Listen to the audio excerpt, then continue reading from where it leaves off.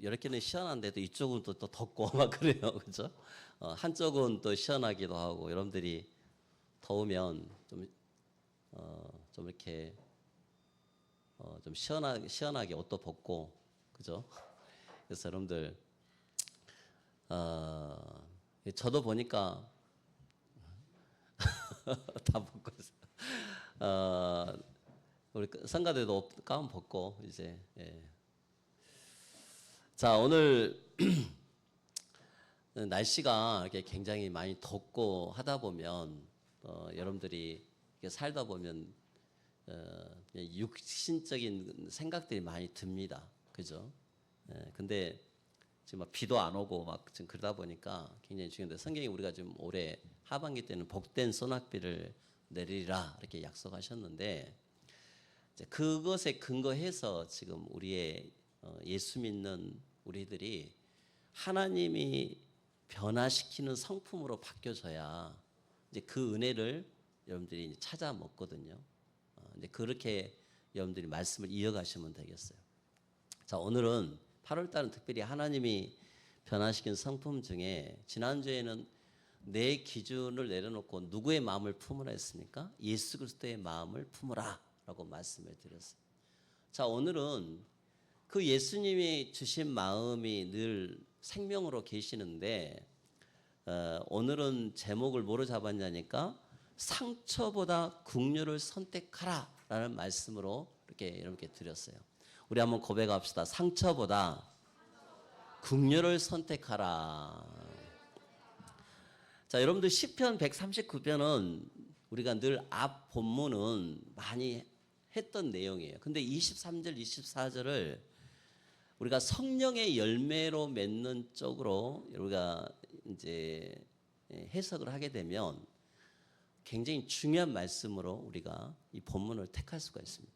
그래서 오늘 본문 말씀을 붙잡고 여러분들이 예수의 마음을 오히려 잡고 여러분 것을 내려놓는데 뭘 내려놔야 되느냐 하면 상처를 내려놔야 돼요.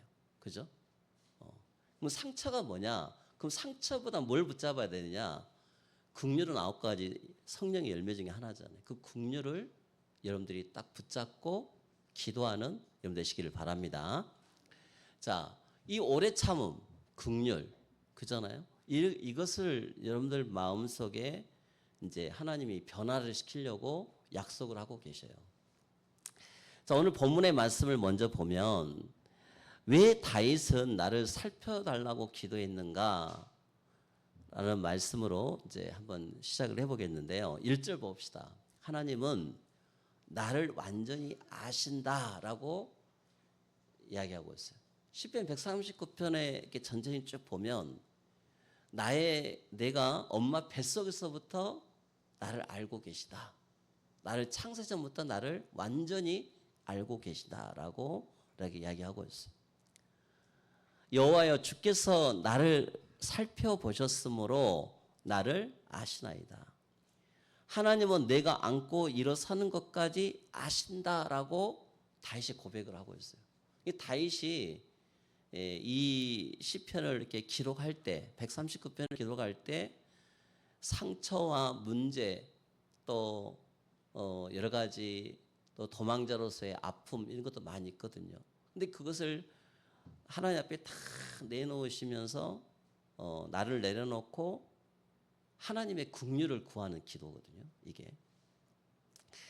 그래서 이렇게 하나님 내 생각도 아시죠. 또 내가 어떤 길을 걷는지도 아시지 않습니까? 여러분 가끔가다 기도가 안 나오면 어때요? 기도 안 나오면 하나님 아시죠? 아시죠? 그죠? 여보 내 마음 알아? 당신 내 마음 알아? 엄마 내 마음 알아? 이런 말 많이 쓰잖아요. 아시죠? 아신다는 것은 상대를 신뢰하고 여러분들이 질문한 내용이죠. 아시죠? 아시죠? 그잖아요. 근데 다윗은 전인적인 것을 이야기해요. 하나님. 육체적인 거, 육신적인 것이 아니라 영혼, 육인 모든 걸 아시지 않습니까, 하나님? 난 그 하나님을 믿습니다. 라고 지금 기록한 글이에요. 하나님 내 생각 아시죠? 내가 어떤 길을 지금까지 25년 도망자로 또 나중에 왕위에 올랐을 때도 아시죠? 라고 아신다고 고백을 하고 있습니다. 여러분, 우리가 여기에서 사람은 우리의 겉모습을 볼 수가 있어요. 우리는 다 지금 여름 덥잖아요. 오늘 여러분들 교회 와서 옆 사람들 모습 보고 어땠어요? 다 성령 충만하죠? 그죠? 근데 한 주간 동안 여러분들 가까이 살다 보면 잠도 못 자고 또 막 피곤도 하고 또 몸 상태도 안 좋을 수도 있고, 그건 여러분 같이 살아있는 사람만이, 살고 있는 사람만이 아는 거죠. 말 안 하면 얼굴 표정에서, 또 얼굴 표정도 또 숨기고 있으면 잘 모르잖아요. 근데 하나님은 이렇게 딱 이야기하고 있어요. 다윗은 하나님은 우리의 마음도 알고 계시다. 그래서 여러분들 우리가 아무에게도 말하지 못하는 그 상처도 하나님은 알고 계신다라고 여러분이 신앙 고백을 날마다 하고 계신 줄 믿습니다. 때로는 다윗은 자신의 그 수치심도 있어요. 때로는 그의 속에 두려움도 있고 미움도 있고, 다윗도 그냥 하나의 우리가 그냥 모델적으로 이름을 써놔서 그러지 또 예수 그리스도를 표정하기로 하지만 어떤 데서 인간적인 모습으로 좀 이야기를 하고 있거든요. 그에게는 굉장한 수치심도 있었고, 생각해 보세요. 막 어쨌든 미친 척하고 막 살려달라고 할 때도 있고, 때로는 막 두려움에 빠지기도 하고 미움에 막 빠지고, 그런 인생을 살았던 사람이 다윗의 모습이에요.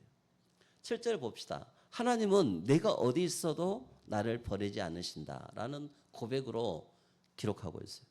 자, 거기 한번 읽어보겠습니다. 시작. 내가 하늘에 올라가도 주께서 거기 계신다. 수월에 자리를 펴고 거기 계신다. 바다 끝에 가도 하나님의 손이 나를 붙드신다 그랬어요.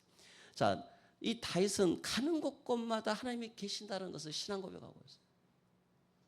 여러분, 머리 신앙뿐만 아니라 입술 신앙뿐만 아니라 다윗의 인생 전체를 보면 하나님이 나를 알고 계시다라는 것을 진짜 고백하고 있습니다.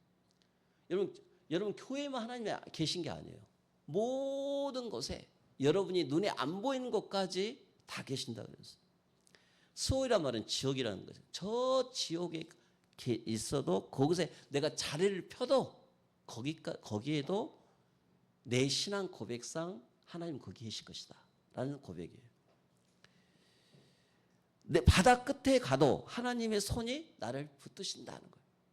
내가 어떤 하나님을 도망쳐도 치고 싶어도 하나님의 그 사랑 끝은 내가 하나님 끝을 벗어날 수가 없다. 바다 끝에 가도 하나님 사랑이 벗어날 수가 없다라는 것이 지금 다윗의 고백이에요. 그만큼 나를 잘 아신다는 거예요. 여러분, 내가 가장 깊은 어둠에 있을 때에도 하나님께서 나를 버리지 않으신다는 말씀으로 우리는 여기 기도 제목을 찾을 수가 있습니다. 여러분이 가장 깊은 어둠에 있을 때에도 하나님께서 여러분들을 절대 버리지 않으신다. 할렐루야. 이게 얼마나 중요한 믿음 고백이에요. 자, 이걸 좀 더 깊이 이야기하면 내 마음의 가장 어두운 곳에도 숨기고 싶은 그 상처의 자리에도 하나님은 계신다.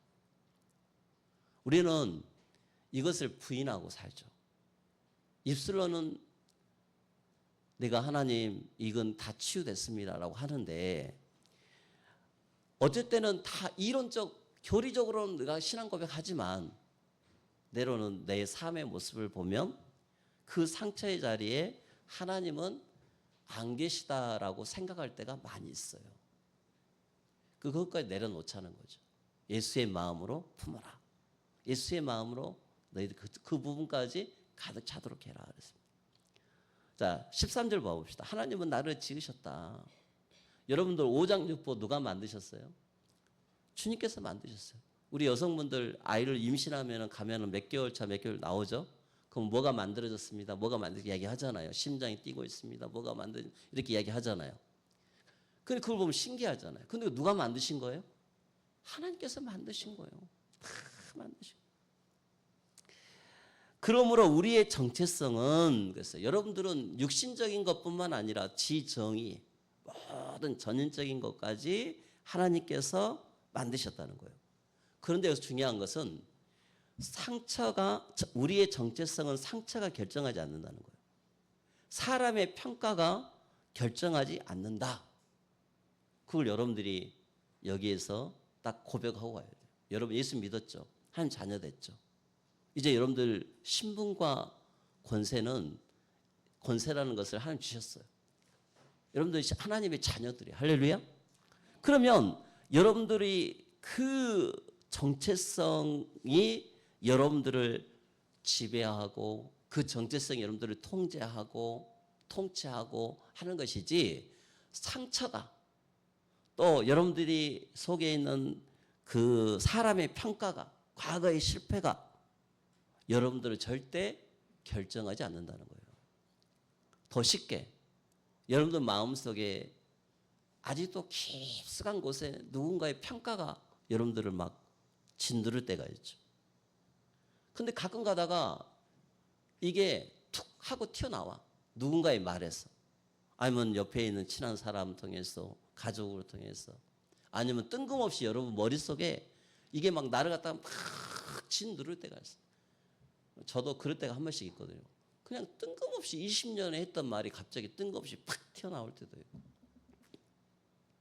다 끝난 것인 줄 알았는데 그게 툭 튀어나와서 나를 내 정체성을 막 공격을 해올 때가 있단 말이에요.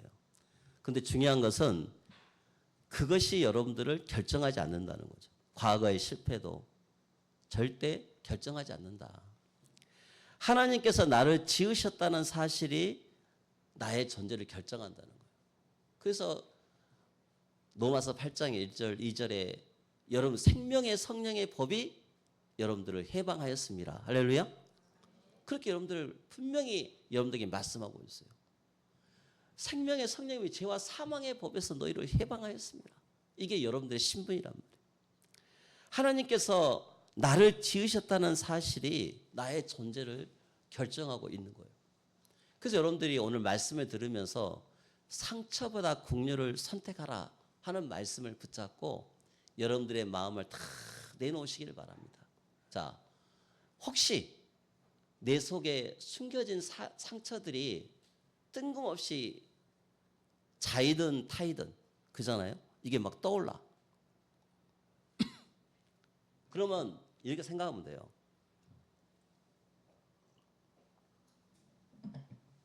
하나님께서 이거 내려놓으라 하시는구나. 내려놓고 그냥 고백하라고 하시는구나. 이렇게 말씀하십니다. 여러분들 아무 걱정할 거 없어요. 그잖아요. 그러니까 오늘부터 생각을 바꾸시면 돼. 생각나거든, 들리거든, 그냥 고백하면 돼요. 주님, 이 부분을, 이런 부분을 밝혀주셔서 감사합니다. 이게 상처가 되지 않고 내게 완전히 로마서 8장 1절 완전 그리스도 안에서 해방됐음을 나는 믿습니다. 죄송합니다. 그래서 여러분들이 그걸 아셔야 돼요. 왜? 하나님 나라를 지으셨기 때문에. 상처가 여러분들을 결정하지 않는다는 거예요. 그걸 여러분들이 아셔야겠죠.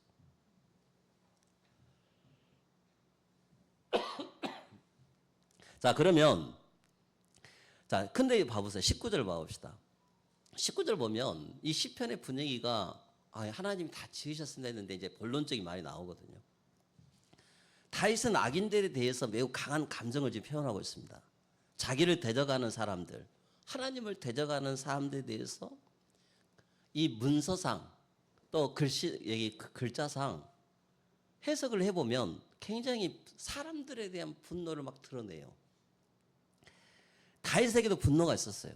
한번 생각해 보세요. 여러분들 다윗 이번 영화 나도 못 봤는데 한번 나중에 시간 되면 이제 들어가 버려가지고, 근데 똑같은 내용이에요. 근데 그 내용을 가만히 보고 여러분들 여러 거 지나간 것들 보면 이 내 마음속에 다윗이 분노 이런 것들이 많았던 걸 볼 수가 있어요. 상처 또 원수 맺음에 대한 이런 것들이 굉장히 많이 나와 있어요. 때로는 모함도 받고 믿었던 사람에게 배신도 당했죠. 아들 압살롬한테 배신당했잖아요. 그 상처가 얼마나 컸겠어요. 여러분 믿는 사람한테 뭔가 이렇게 여러분들이 배신당했다고 한번 그런 적 있잖아요. 얼마나 마음 아파요. 그 두고 이런 마음속에 깊숙한 곳에 그게 있거든요. 자, 그래서 자기 자신을 하나님 앞에 내놓으시면서 이렇게 고백합니다. 하나님이여 나를 살피사 내 마음을 아시며라고 하나님께 위로받기를 원하는 거예요. 하나님 내 마음 살펴주세요. 이렇게 고백을 합니다. 내 마음 아세요. 하나님 저 사람들의 악만 보지 않게 하시고 제 마음도 보게 해주세요. 우리는 대부분 이르는 고백, 하나님께 이르잖아요. 하이 저 사람 저래요, 이 사람 저래요, 막 이렇게 막 그렇게 이야기하잖아요. 근데 여기서 중요한 건 뭐예요, 여러분들? 지금 하나님 저 사람들의 악만 보지 않게 하시고 내 마음도 살펴주세요. 지금 내 마음이 이렇게 힘든데 제 마음도 보게 해주세요라는 말씀으로 나갑니다. 우리는 이걸 딱 여러분 생각하면 돼요. 여기 생각하면 돼요. 하나님 나 좀 남편이 내 마음 좀 알아줬으면 좋겠어요.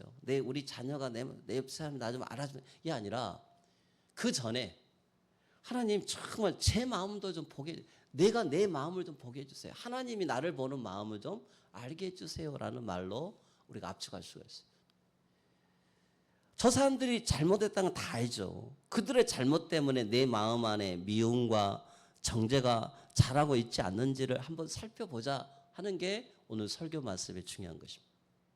그래서 남을 막 하는 소리보다 내 속에 뭐가 자라나고 있다? 여기서 말씀해 보니까 내 속에 정말 미움과 정죄가 자라고 있지 않는지를 한번 살펴봐야 할 필요가 있다는 거죠. 24절 내가 무슨 악한 행위가 있나 보시고 나를 영원한 길로 인도하소서 그랬어요. 내게 무슨 악한 행위가 있나 보시고 다윗은 이렇게 고백한 거예요. 내게 무슨 악한 행위 있습니까? 내게 무슨 이것을 보여달라고 기도했어요.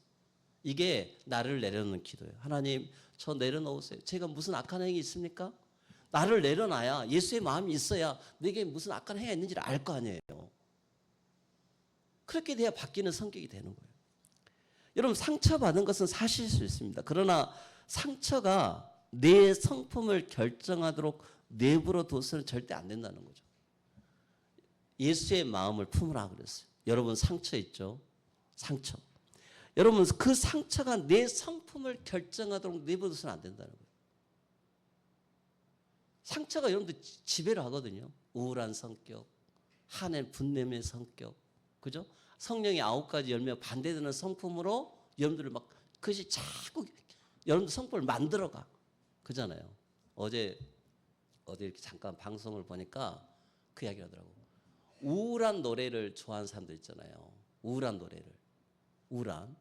근데 그 사람의 얼굴 형상이 된대. 얼굴 어떤 자기들끼리 나와서 그러더라고. 맨날 우울한 노래를 부르니까 그 사람 성격이 우울해진대. 작곡가, 평론가가 그 이야기를 하더라고. 그래서 일부러 바꿔야 된대. 수영함도 그 이야기를 하더라고요. 여러분, 우리들 속에 나도 모르는 것이 내 성품을 결정하도록 우리는 지금까지 내버려두고 살았어요.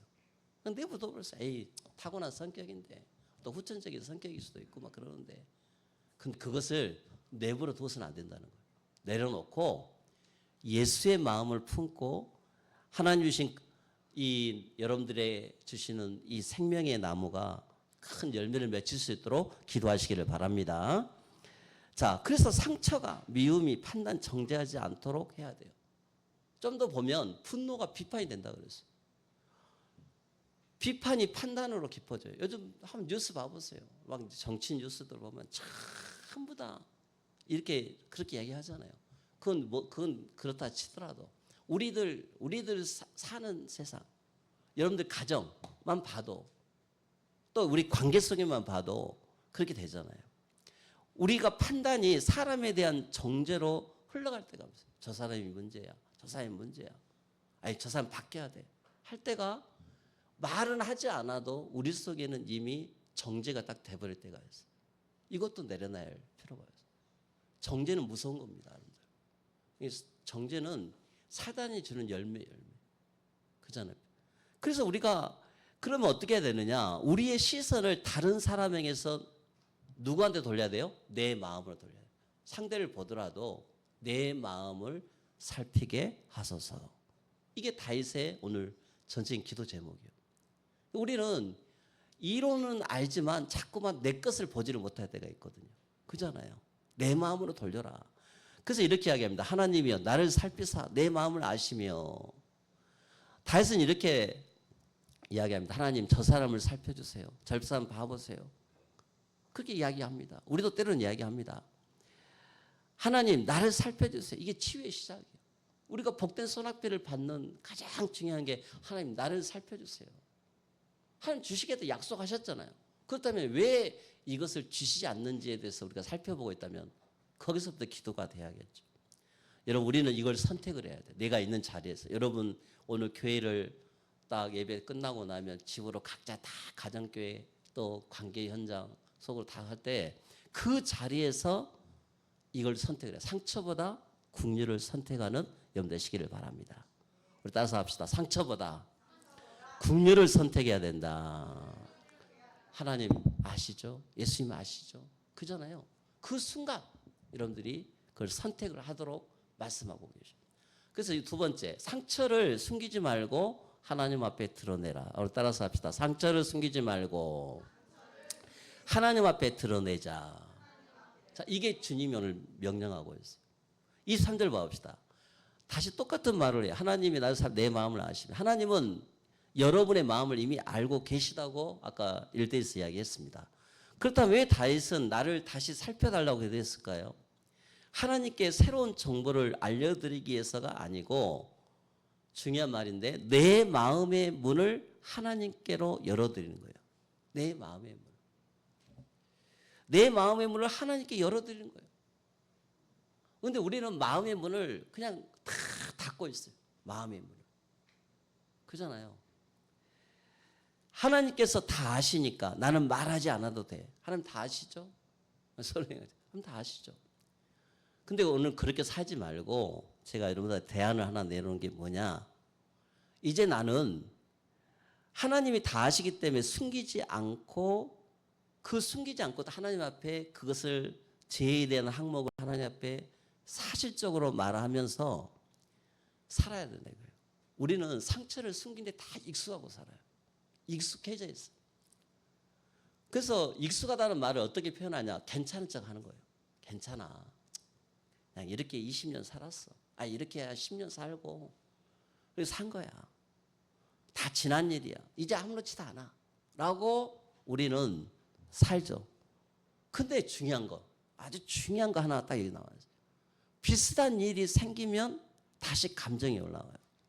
작은 말인데 막 나도 모르게 그게 화가 나고 또 그 사람의 이름만 나와도 비슷한 사건만 생겨도 마음이 불편하고 한 것은 상처가 끝난 게 아니죠.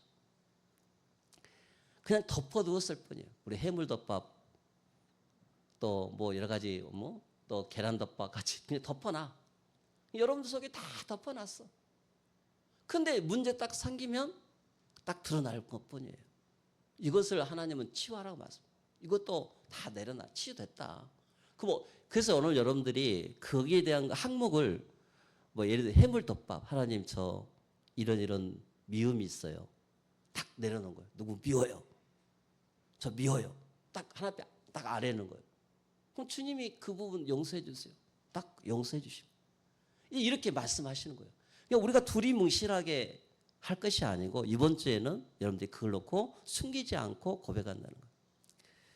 자, 다른 사람을 탓하면서 숨깁니다. 저 사람이 먼저 사과해야 돼. 우리는 이게 진짜 세거든요. 저 사람이 먼저 사과해야 돼. 저 사람이 먼저 사과해야 돼. 세상 원리가 다 그렇게 이야기해요. 다 그렇게 이야기하고 그렇게 공격해요. 저 사람이 바뀌면 내가 괜찮아질 거예요. 물론 상대방이 잘못했을 수도 있습니다. 정말 억울한 일 당할 수 있어요. 그러나 내 치유의 열쇠를 그 사람에게 맡기면 그 사람이 변하지 않는 동안 나는 계속 상처에 붙잡혀 있다는 거예요. 아주 중요한 말이에요. 여러분 봐보세요. 저 사람이 우리 아내가 남편이 바뀌기를 원해. 나는 우리 아내만 바뀌면 다 끝나. 그렇잖아요. 나는 우리 아빠만, 우리 엄마만 바뀌면, 저 누구만 바뀌면 다 끝나. 그러면 그 사람이 변하는 동안에 내가 그 상처에 매여 있다는 거예요. 그게 아주 치명적인 사단의 통로가 될 수 있어요. 할렐루야. 그래서 여러분들이 오늘 하나님 앞에 그 부분을 다 내려놓고, 혹시 여러분들 생각이 나거든, 주님 앞에 그걸 놓고, 그 항목을 놓고, 그 정확한 제목을 놓고 하나님 이 생각이 납니다. 지금 이거 어떻게 해야 될까요? 라고 그것이 없어질 때까지 기도하고 행동하고 하면 되죠. 생각나게 하시니까 생각난 것 때문에 괴로워하지 말고, 생각나거든 사실적으로 기도하고 그냥 덮어놓지 말고 그거 가지고 영적 싸움 하라 이거예요. 영적 싸움. 영적 싸움을 해야 돼. 우리 따라서 합시다. 영적 싸움 합시다. 영적 싸움을 해야 돼요. 그래서 우리는 신앙적인 말로 자꾸 덮습니다. 기도하면 되지, 믿음으로 얘기해, 다 용서했는데, 맞는 말이죠. 그런데 입으로는 용서했다고 하면서 계속 그 사람 이야기 한다면 아직 마음은 자유롭지 못하죠. 때로는 입을 다물어 버릴 때가 많이 있어요. 여러분들이 첫째 조건이 뭐냐? 마음에 용서를 하고 그걸 놓고 말하지 않고 정말 그걸 놓고 깊이 기도를 하라 이거예요. 하나님은 우리가 아프지 않는 척 하기를 원치 않습니다. 척하지 말고 뭐 하기를 원하느냐? 따라서 합시다. 정직하게 나오기를 원하신다. 그러니까 여러분도 그게 있어야 돼요. 저도 이걸 한번 해본 사람들이 있는데 그 사람 앞에서 그냥 척하면 얼마나 힘들어요. 근데 어느 날 대화로 내가 먼저 풀어지니까 상대에게 먼저 손을 내밀고 가서 그 진짜로 그를 서로 푸는 적이. 근데 그때는 그 다음에는 그 문제가 안 생기더라고요. 여러분 이건 가정에서부터 우리 자녀들과의 관계 속에서도 마찬가지인 것 같아요. 정직해라. 네, 좀 이따 나오겠습니다. 믿음은 상처가 없는 척 하는 것이 아니라 상처를 가지고 하나님께 나가는 거예요. 여러분들의 모든 문제를 해결해 주신 유일한 이름이 누구예요? 예수 그리스도. 왜 고민하십니까? 그냥 하나님 앞에 가는 거예요. 가면 돼요. 그래서 상처가 판단과 정죄로 변하지 않도록 마음을 살펴야 됩니다. 나를 시험하사 내 뜻을 아옵소서. 상처는 사건으로만 남아있지 않고 해석의 틀을 나만의 해석의 틀을 탁 만져요. 그래서 이 프레임이라고 그러는데, 사진 작가들이 자기만의 어떤 프레임을 가지고 막 세상을 보잖아요. 막 그 작품 해석이라 해가지고 막 찍잖아요. 그 자기 프레임이에요. 우리도 전부 그렇게 봅니다. 상처는 해석의 틀을 만들어내요. 과거에 무시당하고 무시당했잖아요. 그러면 이 사람이 어떻게 해요? 또 나를 무시하는구나 하는 생각이 들어요. 제가 가정에서 이렇게 하다 보니까 그게 제일 마음에 저도 있더라고요. 아유, 우리 아내가 나를 무시하네. 순간 그냥 아무렇지도 않게 말을 하는데 그렇게 딱 들어올 때가 있어요. 무시하는구나. 이게 마음이 들어요. 이것은 어렸을 때 상처예요. 이게. 어렸을 때 쭉 겪어왔던 내 마음의 상처. 여러분 내 말은 중요하지 않는가 봐. 그 생각이 서운함이, 저 사람이 내 말에 집중하지 않네. 내 말을 그냥 한쪽으로 흘러버렸네. 그 서운한 생각이 툭 순간 들어와요. 여러분 여기서 중요한 거 딱 선택을 해야 돼. 내가 이 사람의 지금 말에 내가 지금 사실에 반응하고 있는가. 조금 내가 상처에 반응하고 있는 거죠. 방금 내가 말했던 것들. 그 사실을 확인해 보면 되는데, 사실 확인 한번 해볼게 이러면 되잖아요. 근데 반응을 내가 먼저 하고 있는 게 문제가 된다는 거죠. 마태복음 7장 1절에 판단과 분별은 다르다 그랬어요. 거기 한번 읽어봅시다. 시작. 비판을 받지 아니하거든 비판하지 말라. 잘못을 말하지 말라는 뜻이다. 아니다. 그랬어요. 여러분 비판을 받지 않으면 비판하지 말라. 이 말은 모든 잘못을 우리가 예수 믿는 사람이니까 너무 착하니까, 여러분 착한 컴플렉스에 다 빠져 있거든. 예수쟁이 컴플렉스에 다 빠졌어요. 말을 못해. 저 사람 앞에. 내가 집부인 장로니까 목사니까. 응? 근데 하다가 말을 안 해버릴 때가 있어. 그잖아요. 싸우기도 싫고. 에이 원래 너는 그러니까. 그냥 스스로 그냥 포기해버릴 때가 얼마나 많아요. 근데 분별은 이렇게 말합니다. 그 행동이 혹시 잘못되었고 상처를 줄 수 있지만 정죄를 하지 말라는 거예요. 정죄를. 정죄는 사단의 열매라고 했어요. 에이, 당신은 원래 나쁜 사람이야. 그 사건을 통해서 당신 나쁜 사람이야. 이런 부부싸움 하더라도 당신 나쁜 사람 이러면 하면 안 돼요. 그날 일은 그날로 끝내야 돼요. 그잖아요. 자녀들도 마찬가지. 우리 엄마 나쁜 사람 이렇게 말하면 안 돼요. 우리 원래부터 나쁜 사람 이렇게 말하면 안 된다. 절대로 당신은 절대로 변하지 않아. 믿음이 없어. 이렇게 고백하면 안 된다는 거예요. 그건 정죄. 여러분, 그래서 여기서 중요한 핵심 가이드라인이 있어요. 뭐냐? 우리 한번 따라서 합시다. 사람의 가슴을 넘어가지 말라. 사람의 가슴. 이 말이 무슨 말이냐? 내가 해석해 드릴게요. 잘못된 행동은 말할 수 있어요. 문제를 다룰 수 있어요. 죄를 고면할 수도 있어요. 그러나 사람 전체의 인격 전체를 무너뜨려서는 안 된다는 겁니다. 우리는 그 사람이 어떤 상처를 가지고 있는지 모르잖아요. 어떤 환경을 진화한지도 모릅니다. 하나님께서 그 사람을 어떻게 변화시키고 계시는지도 모릅니다. 갈라디아서 6장 1절 이렇게 나와 있어요. 한번 거기 읽겠습니다. 시작. 온유한 심령으로 그러한 자를 바로잡고 그랬어요. 여러분, 진리는 사랑으로 말해야죠. 그잖아요. 그래서 진리의 목적은 사람을 죽이는 것이 아니라 살리는 것이다 라고 그랬어요. 여러분이 혹시 마음에 그런 생각이 들거든 한번 살펴보면서 에이, 저 사람하고 이게 선을 넘어 이 가슴을 넘어가지 말라면 내가 저 사람을 막 저주하고 막 정죄하고 막 죽일 듯이 막 그렇게 생각해서는 안 된다는 거예요. 이게 부부지간도 마찬가지. 내가 너 죽여버릴 거야. 막 요즘 그래서 막 살인이 막 늘어나잖아요. 미움이 생겨갖고 막 이 순간에 막 분노가 막 생겨갖고 사람 죽이고 막 택시 기사가 사람을 막 죽이고 뭐 그런 일들이 순간 사람의 가슴을 넘어서 그런 거예요. 악한 영에 탁 잡히기 때문에. 자, 이렇게 우리는 교육을 받고 삽니다. 그래서 지난주 오후에 얘기했지만은 세상 교육을 자꾸 주입을 하다 보면 그렇게 살 수밖에 없어요. 자, 비판 속에 무엇이 숨어 있는가 반드시 살펴봐야 돼요. 내가 정말 그 사람을 살리기 위해서 지금 내가 저 사람을 말을 해줘야겠는데 그 사람을 위해서 내가 살리는 말이 되는가? 아니면 내 상처를 정당하기 위해서 상대방을 악한 사람을 만들고 있지 않는가를 한번 꼭 비판 속에는 생각을 해봐야 돼요. 그러거든 그게 정리가 되거든 말을 해야지 서로 막 싸움이 벌어서는 안 된다는 거죠. 여러분, 상처는 내가 겪는 일이지만 다른 사람을 정죄할 권리는 주지 않았어. 정죄하지 말라는 거예요. 우리 한번 고백합시다. 정죄하지 맙시다. 이렇게 우리가 기도해야 돼요. 그잖아요. 이게 부부싸움도 사람의 가슴 넘어가면 안 돼요. 남편이 싫어하는 것들 있으면 넘어가지 말고. 그잖아요. 아내도 마찬가지, 자녀 교육도 마찬가지, 다 마찬가지죠. 자, 3번. 그러면 어떻게 살아야 되냐? 십자가는 우리의 상처를 국률로 변화시킨 거예요. 그럼 누구 앞에 나가야 돼요? 예수의 마음을 품어야 돼요. 예수 그리스도의 마음을 딱 붙잡고 십자가를 붙잡아야 돼요. 그게 국률이에요, 국률. 주님, 저는 어떻게 해야 됩니까?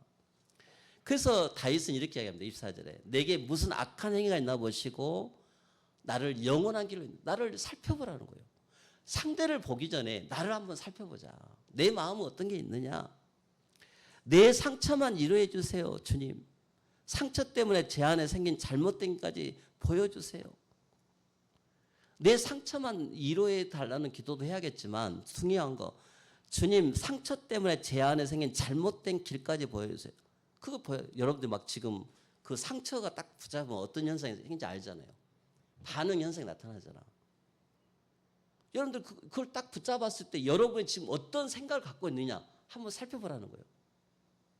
그잖아요. 아무 생각 없나요? 있잖아요. 다 있잖아요. 그것을 여러분들이 한번 다 살펴보라는 거예요. 그걸 주님 앞에 아뢰는 겁니다. 주님, 제가 이렇습니다. 내가 상처받는 건 내 잘못 아닐 수 있죠. 누군가 정말 내게 잘못할 수 있는데 그 상처만 내 말을 하나님 앞에 살펴야 돼요. 그 상처 때문에 무슨 현상이 나타납니까? 미워함이 나타나고 남을 험하고 험담하고 사람을 통제하려고 하고 독한 말을 갖고 공격을 하고 관계가 끊어져 용서를 막 거부하고 이런 것들을 하나님께 기도해야 돼요. 주님, 제가 상처받은 것은 사실입니다. 그러나 그 상처 때문에 저도 다른 사람을 아프게 했습니다. 저를 고쳐주세요. 할렐루야. 우리가 이게 하루의 삶에 있어야 할 것들. 여러분, 일주일 살다가 보면 반드시 그렇게 살도록 기도를 해야 돼요. 자, 예수님도 이렇게 고치셨어요. 이사야 53장에 그는 실로 우리의 질고를 지고 우리의 슬픔을 당하였다라고 이야기하십니다. 예수님께서 전 인류의 죄를 다 지시고 원죄 문제 해결해 주셨잖아요. 여러분들의 과거, 현재, 미래, 여러분 자범죄까지 다 아시고 십자가 지셨다 했어요. 우리는 주님 앞에 나가면 돼요. 베드로서 2장 23절 같이 읽겠습니다. 시작. 욕을 당하시되 맞대어 욕하지 아니하시고 고난을 당하시되 이업하지 아니하시고 오직 공의로 심판하신 이에게 부탁하시며 아버지여 저들을 사하여 주옵소서. 이게 긍휼이에요. 아버지 제 마음 긍휼히 여겨주시고 저를 용서하시고 이렇게 기도하는 겁니다. 잘못보다 더 큰 하나님의 선택하는 거예요. 여러분, 더 큰 하나님의 은혜를 선택하는 것이 바로 긍휼입니다. 그죠? 저 사람의 잘못보다 하나님 나를 긍휼히 여겨달라고 기도하는 거예요. 그게 더 중요한 거예요.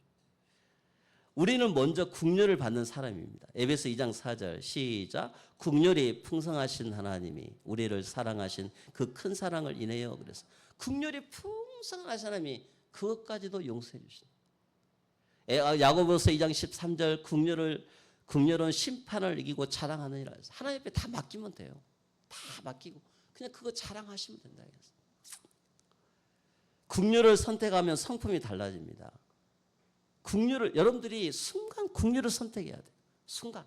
하나님도 그래서 오해도 이야기했지만은 잠깐 멈추는 거예요. 잠깐 멈추고 생각을 해봐요.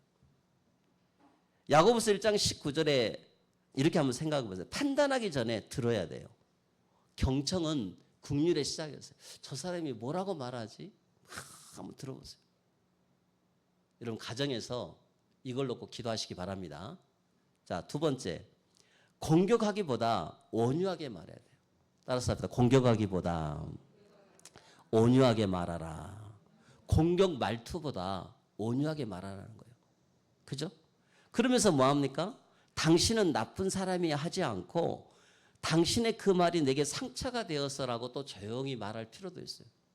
끝나고 나면 여보 나 그 말에 그 부분 그 말에 내가 조금 서운했어 라고 말하게 되면 잠깐 지나고 나서 그 자리에 서지 말고 조금 지나고 나서 해도 충분히 성령이 역사하십니다. 근데 그걸 여러분이 한번 체험 한번 해보세요. 하나씩. 여러분과 가장 극단적으로 대립된 사람들 있죠. 그 사람들하고 한번 그렇게 한번 해보세요. 여러분하고 성향이 가장 안 맞는 사람 만났을 때 그렇게 한번 해보세요. 여러분 직장에서도 마찬가지고 자녀 교육도 마찬가지고 회사에서도 마찬가지고 다 이렇게 하라는 거예요. 그래서 마지막으로 사람의 것을 넘어가지는 말을 여러분들이 한번 산 것은 표현은 이 말입니다. 잘못된 행동은 다를 수 있지만 그 사람 존재 전체를 정죄하지 않고 특히 한 번의 실수를 가지고 인생 전체를 판단하지 말라. 이게 중요한 거예요. 우리 한번 고백합시다. 한 번의 실수를 가지고 인생 전체를 판단하지 말라. 한 번의 실수는 있어요. 누구나 다. 그죠? 근데 그거 가지고 인생 전체를 판단해보는 경우가 많아요. 주님은 그거 싫어하시죠. 죄를 제가 아니라고 말하는 것이 아니고 잘못된 건 바로 잡아야겠죠. 중요한 것은 사람을 포기하지 말라 이 말이에요. 행동은 교정하되 그 사람이 오늘의 실수가 그 사람의 인생 전체는 아닌 것입니다. 저도 옛날에 우리가 과거에 우리가 전도 많이 이야기하고 그리스도 이야기하고 했는데 제가 이 부분까지 제가 이렇게 치유가 많이 안 됐던 것 같아요. 가만히 이렇게 보면 제 자신을. 근데 여러 이제 묵상을 하다 보니까 복된 소낙비를 받은 어떤 하나님의 성품이 되기 위해서 이걸 다루다 보니까 이것도 정말 내가 놓쳤던 것들이구나 라는 생각을 해서 우리 여러분들에게 지금 이 말씀 나누는 겁니다. 여러분 하나님께 맡기시기 바랍니다. 곧바로 판단을 하지 말라. 너 믿음이 없어 그래. 이 말 진짜 틀린 말이야. 너 믿음이 없어 그래. 너 믿음이 없어 그래. 틀린 말이에요. 우리 그 말 하면 안 돼요. 그죠? 우리 한번 고백합시다. 많이 힘드셨겠네요. 여러분 이 말 해도요 굉장히 큰 말. 이번 한 주간 동안 한번 이것만 고백해서 많이 힘들었겠네요. 아이고 우리 아이들 너 힘들겠다. 뭐가 힘들어? 그러지 말고 야 이 시간에 이 시간 거기 공부하려고 얼마나 힘들었겠니? 엄마 나 힘들었어요. 뭐가 힘들어? 남들 다 하는데 뭐 우리 그렇게 살잖아요. 그잖아요. 아니 남편이 들어와 오늘 진짜 힘들었네요. 뭐가 힘들어? 막 그잖아요. 그렇게 하면 안 돼요. 결론. 그래서 국률은 우리 한번 이거 마치겠습니다. 자, 국률은 심판을 이기고 자랑하느니라. 여러분 순간 여러분들 하나님 앞에 정죄를 이긴다는 거예요. 국률이. 그잖아요. 그러면서 여러분이 나중에 예수님을 다 자랑할 수 있는 믿음이 될 거예요. 판단하고 싶은 마음을 국률로 반응하는 저와 여러분 되시기를 주님의 이름으로 축원합니다. 기도하겠습니다. 하나님 아버지 감사합니다. 오늘도 귀한 말씀 주시고 복된 소나피를 받는 성품으로 우리를 변화시켜 주심을 감사합니다. 이 은혜가 넘쳐나는 우리 예원 반석계 귀한 성도들 되게 하여 주옵소서. 예수님의 이름으로 기도합니다. 아멘.